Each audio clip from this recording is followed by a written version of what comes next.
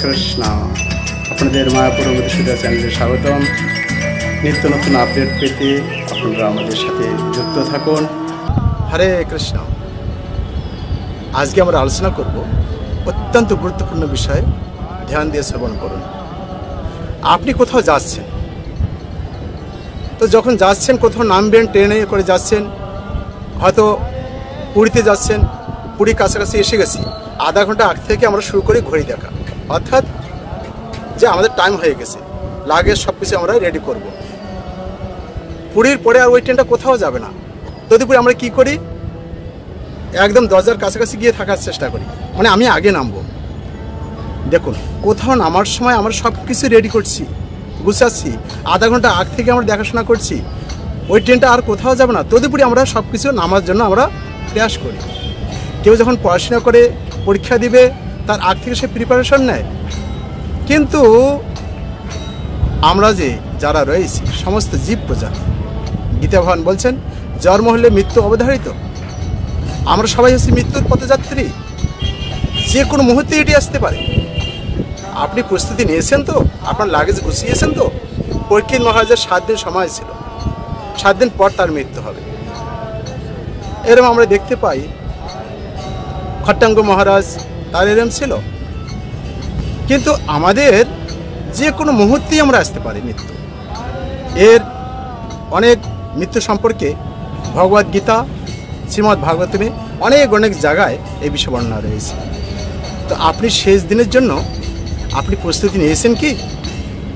অবশ্যই আমাদের প্রস্তুতি নেওয়া আছে। কীভাবে আপনি প্রস্তুতি নেবেন,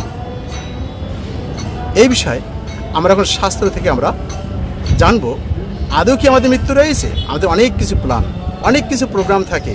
ছেলেমেয়েদেরকে বিদেশে পড়াশোনা করব, ছেলেমেয়েদেরকে বড় করব, আমি একটা বড় ব্যবসা করব, বড় চাকরি করব, বড় গাড়ি করব, বড় বাড়ি করব, অনেক কিছু স্বপ্ন থাকে। আদৌ কি সেই স্বপ্ন পূরণ হয়? আপনারা দেখতে পাচ্ছেন, কয়েকদিন আগে বিমান দুর্ঘটনা হলো।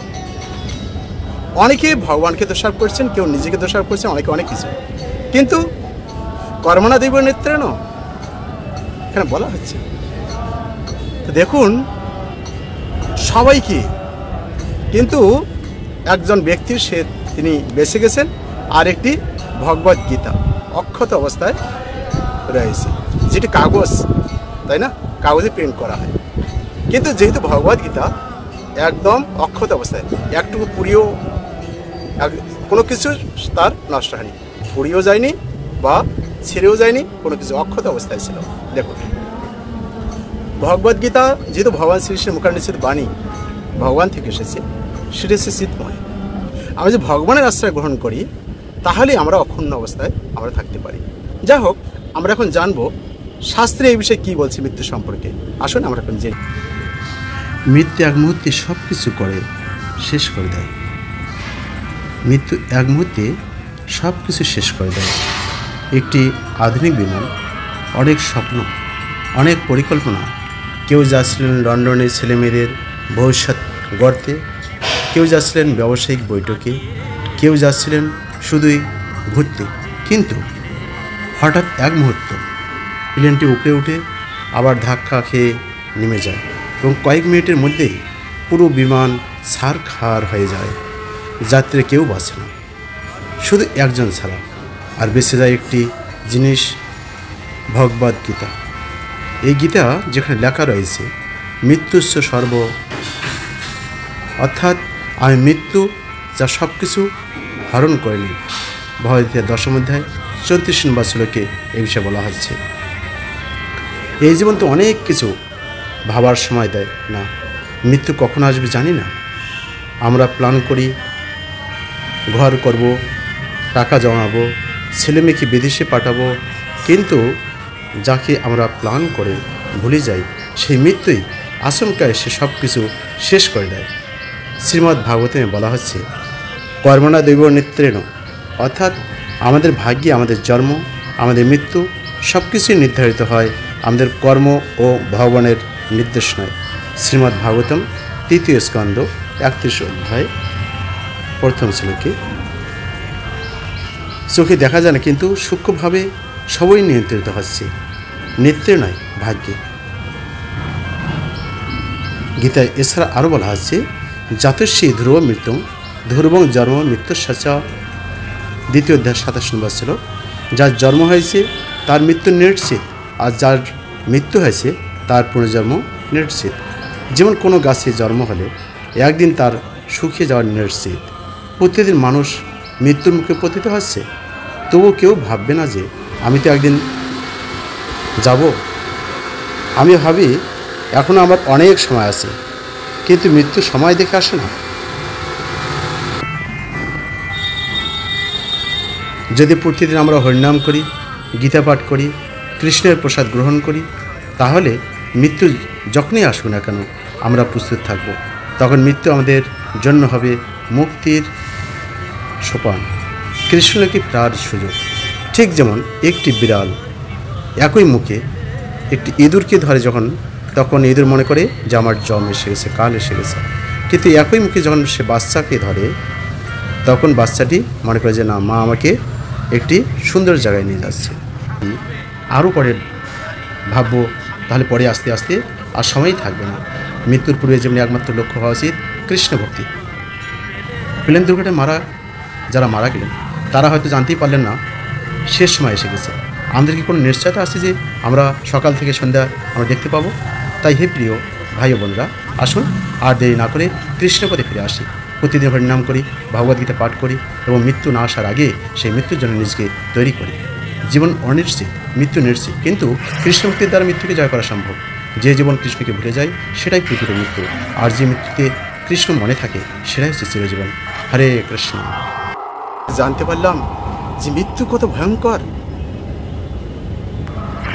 একদম কোনো দয়ামায়া নেই, যে কোনো মুহূর্তে যে কোনো পরিস্থিতি আসতে পারে। একসাথে এত লোক মৃত্যু হতে পারে বিমান দুর্ঘটনায়। কার কোথায় বাড়ি, কোথায় কী কে ছিল, কিন্তু সমস্ত কিছু তছনছ হয়ে গেল। ক্ষণিকের মধ্যে সমস্ত প্ল্যান সব ভস্মীভূত হয়ে গেল। যদিও আমাদের এটা শোকাহত অবস্থা, দুঃখের কারণ, কিন্তু তদুপরি মৃত্যু এরকমই। কোনো সিটি কোনো কিছু প্ল্যান প্রোগ্রাম করে না। মৃত্যু আপনাকে সিটি দিচ্ছে, কিন্তু আমরা ভুলে যাই।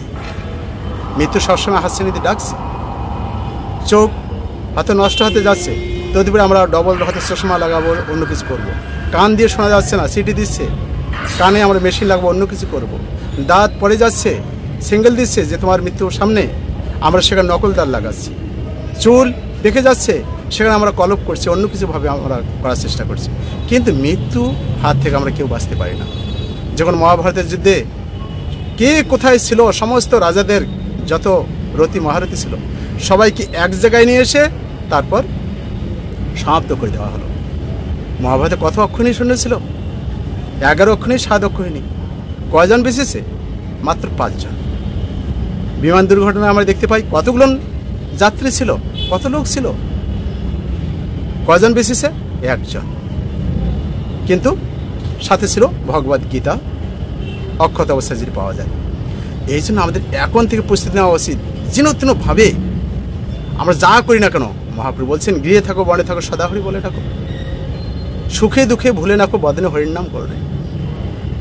আমরা যেহেতু সবাই মৃত্যুর পথযাত্রী, যে কোনো মুহূর্তে মৃত্যু আসতে পারে, এই জন্য অবশ্যই প্রস্তুতি নেওয়া উচিত। যখন কোনো কিছু বাড়ি করবো অনেক কিছু প্ল্যান করি, অনেক কোনো কিছু কিনবো অনেক কিছু প্ল্যান করি, কিন্তু মৃত্যু আপনার যে কোনো মুহূর্তে আসতে পারে। এর জন্য কি আপনি প্ল্যান নিয়েছেন? কোনো কিছু সিদ্ধান্ত নিয়েছেন? কোনো প্রস্তুতি নিয়েছেন? অবশ্যই গ্রহণ করুন, না হলে আপনার এই দিকেও থাকবে না, ওই দিকেও থাকবে না, কোনো উপায় থাকবে না। এই জন্য এখন থেকে প্রস্তুতি নেন। কোনো কিছু প্রশ্ন মন্তব্য অবশ্যই জানাবেন, ভিডিওটি শেয়ার করে সবাইকে জানার সুযোগ করে দিন। ধন্যবাদ সবাইকে। হরে কৃষ্ণ। হরে কৃষ্ণ। আপনাদের মায়াপুর মধুসূদন চ্যানেলে স্বাগতম। নিত্য নতুন আপডেট পেতে আপনারা আমাদের সাথে যুক্ত থাকুন এবং অন্যদেরকে আপনারা এটি শেয়ার করে অন্যদেরকে আপনারা নিত্য নতুন আপডেট পেতে সহযোগিতা করতে পারেন।